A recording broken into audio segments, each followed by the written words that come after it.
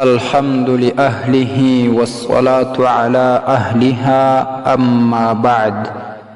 معززو ورور پختنه کړې ده چې آیا یوه زنانه د پردي نارینه سره د اجنبي سړي سره په موټر یا رخشا یا بل شي کې سپرېدلی شي، ورسره تللی شي که نه؟ الجواب وبالله التوفیق. محترمه، ستاسې په جواب کې به ووایو چې زنانه د پردي سړي سره په موټر کې یا ګاډۍ کې سفر نشي کولی، نسي ورسره تللی. دا بلکل جواز نه لري، په شریعت کې دا ناجایز عمل دی.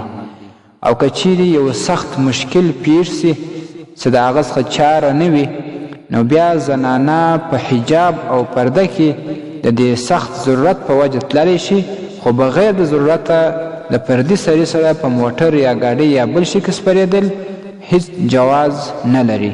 او که چیرې د کوره راوځي، بل چا سره په موټر کې ځي یا دکانونو ته ځي یا مثال پارکونو ته ځي، نو په دې کې د کور مشران په ګناه کې ورسره شریک دي او د هغوی څخه به سوال کیږي.